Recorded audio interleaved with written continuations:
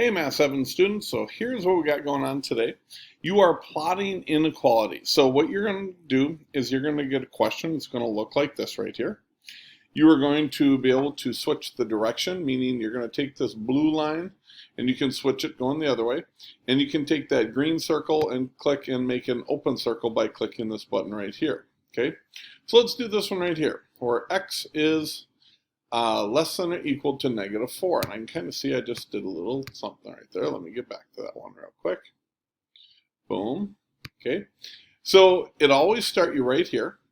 So the first thing is we need to take and move it to the boundary point of 4. So we got to take this green dot, move it over to +4 so it lines up right here.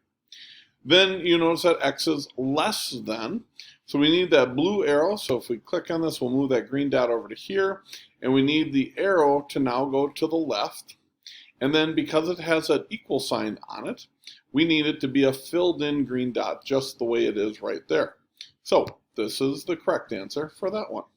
Let's do one more here. We're going to graph this one. Okay. So first of all, we need to move it over to the boundary point, +1. So we're going to slide this over to +1 right here. X is less than, so we don't want the blue line going to the right, we want the blue line going to the less than or left side. And because there is no equal sign on here, we need to make it an open circle. So let's do those three things. You can see I made an open circle at 1, and the blue line is going to the left now. That's all there is to it, guys. Good luck. Have a great day. Bye-bye.